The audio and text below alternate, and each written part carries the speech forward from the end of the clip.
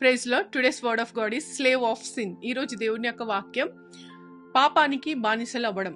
So ఈ యొక్క వాక్యాన్ని మనం చూసుకుంటే అండి, జాన్ చాప్టర్ 8:34 వర్స్లో Jesus replied, very truly I tell you every one who has sin become a slave to sin అని రాయపడి ఉందండి. అంటే మనం ఇక్కడ చూసుకుంటే దేవుడు చెప్తున్నారు, Jesus Christ himself is saying this word, whoever is sinning, ఎవరైతే పాపం చేస్తున్నారో ఆ పాపానికి వాళ్ళు బానిసలు అవుతున్నారని ఈ యొక్క వాక్యంలో రాయపడి ఉంది. ఇది మనము ఒక ఎగ్జాంపుల్ ద్వారా మీకు నేను ఎక్స్ప్లెయిన్ చేయాలని అనుకుంటున్నానండి. ఇక్కడ మనం చూసుకుంటే అండి, హూ ఈజ్ స్లేవ్, ఎవరు స్లేవ్ అని అంటే ఒక బానిస. అంటే మనం చూసుకుంటే చాలా పాతకాలం రోజులలో స్లేవ్ అంటే ఒక బానిసని ఏం చేసేవాళ్ళంటే ముందుగానే ఒక బల్క్ ఆఫ్ మనీని ఇచ్చేసి ఆ స్లేవ్ని కొనుక్కొని వాళ్ళు పని చేయించుకునే వాళ్ళంట. చాలా చాకరీ చేయించుకునే వాళ్ళంట. సో వాళ్ళని ఎవరు అంటే వాళ్ళని బానిసలుగా పిలిచేవాళ్ళు. సో స్లేవ్స్ ఎవరు అని అంటే ఎవరికైతే మనం డబ్బు ఇచ్చి ముందుగానే తీసుకుంటామో వాళ్ళని స్లేవ్గా పిలవబడుతున్నారు.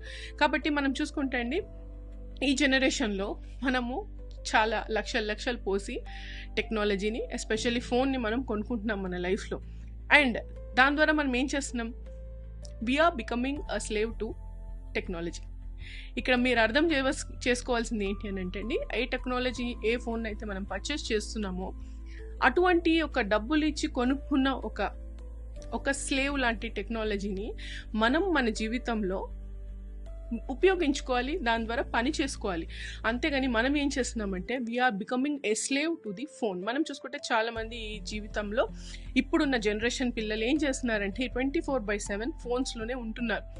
And how it can be a sin అంటే, ఒకసారి మనం లేనప్పుడు మన పిల్లలు కానీ మన చుట్టుపక్కల ఉన్న వ్యక్తులు కానీ ఆ ఫోన్లో ఏం బ్రౌజ్ చేస్తున్నారు, ఎవరితో చాట్ చేస్తున్నారు అన్నది ఒక్కసారి మనల్ని మనం చెక్ చేసుకుంటే మనకు అర్థమవుతుందండి how we become a slave to the sin అన్నది. అంటే ఈ యొక్క విషయంలో ఏ విధంగా మనము స్లేవ్ అయిపోయాము ఆ టెక్నాలజీకి అన్నది మనం అర్థం చేసుకోవాలండి. ఈ యొక్క ఫోన్ ద్వారా ఎన్నో సిన్స్ని కమిట్ చేస్తున్నారు జీవితంలో.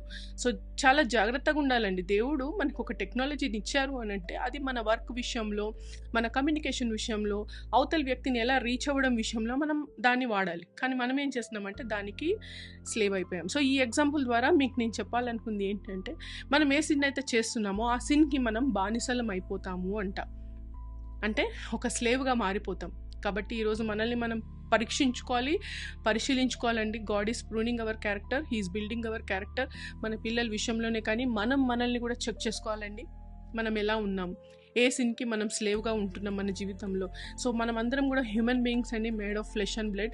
అందరికీ ఏదో ఒక టెంప్టేషన్స్ ఉంటుంది, ఏదో ఒక చెడు ఆలోచన ఉంటుంది. కానీ we should come out of it. దేవుని యొక్క వాక్యాన్ని చదవాలి. దేవుడు మనకి వాక్యం ద్వారా ఏం హెచ్చరిస్తున్నాడు అన్నది మనం చూసుకోవాలండి.